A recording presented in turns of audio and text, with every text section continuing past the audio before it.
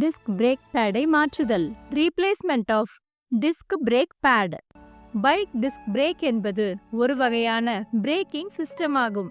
இது பைக்கின் பாதுகாப்பு மற்றும் பிரேக்கிங் செயல்திறனை மேம்படுத்துகிறது. இதில் ஒரு டிஸ்க் பிளேட் உள்ளது, அது வீலுடன் இணைக்கப்பட்டுள்ளது. நீங்கள் பிரேக்கை பயன்படுத்தும் போது பிரேக் பேடுகள் அந்த டிஸ்கை அழுத்துகின்றன. இந்த செயல்முறை பைக்கின் வேகத்தை படிப்படியாக குறைக்கிறது. டிஸ்க் பிரேக்குகள் அதிக செயல்திறன் கொண்டவை, ஏனெனில் அவற்றில் வெப்ப சிதறல் சிறப்பாக உள்ளது. மேலும் இது நீண்ட நேரம் பிரேக் பயன்படுத்திய பிறகும் பிரேக்குகளில் ஏற்படும் தாக்கத்தை குறைக்கிறது. டிஸ்க் பிரேக் சிஸ்டம் பைக்கை அதிவேகத்திலும் நிறுத்த உதவுகிறது, பாதுகாப்பை மேம்படுத்துகிறது மற்றும் மழை அல்லது ஈரமான சாலைகளில் சிறப்பாக செயல்படுகிறது.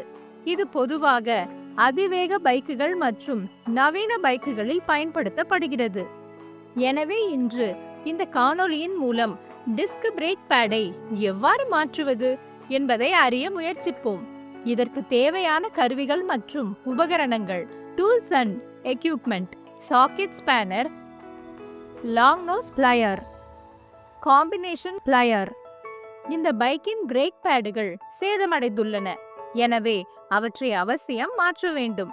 அவற்றை மாற்ற முதலில் பைக்கை ரேம்பில் உள்ள மெயின் ஸ்டாண்டில் நிறுத்த வேண்டும். சாக்கெட் ஸ்பேனரின் உதவியுடன் காலிப்பர் போல்ட்டுகளை அகற்றி அவற்றை டிஸ்கில் இருந்து பிரிக்க வேண்டும். காலிப்பர் பின்னை பிடித்து கொண்டிருக்கும் கிளிப்பை லாங் நோஸ் பிளையர் உதவியுடன் அகற்றவும். பழைய பிரேக் பேடை காலிப்பரில் இருந்து அகற்றவும். காலிப்பரை நன்கு சுத்தம் செய்யவும். இப்போது நாம் புதிய மற்றும் பழைய பிரேக் பேட்களை சரிபார்த்து புதிய பிரேக் பேட்களை காலிப்பரில் நிறுவுவோம். காலிப்பர் பின்னை நிறுவிய பிறகு பின் வெளியே வராமல் இருக்க லாங் நோஸ் பிளையர் உதவியுடன் அதை கிளிப் செய்யவும். டிஸ்கின் மீது காலிப்பரை பொருத்திய பிறகு சாக்கெட் ஸ்பேனரை பயன்படுத்தி போல்ட்டை வைத்து டைட்டாக முடுக்கவும். எனவே நாம் இப்போது டிஸ்க் பிரேக் நமது பைக்கிற்கு எவ்வளவு முக்கியம் என்பதை தெரிந்து கொண்டோம். சுருக்கம்: இந்த வீடியோவில் இருந்து டிஸ்க் பிரேக் பேடை எவ்வாறு மாற்றுவது என்பதை கற்றுக்கொண்டோம். அதற்கு பயன்படுத்தப்படும் கருவிகளை பற்றியும் கற்றுக்கொண்டோம்.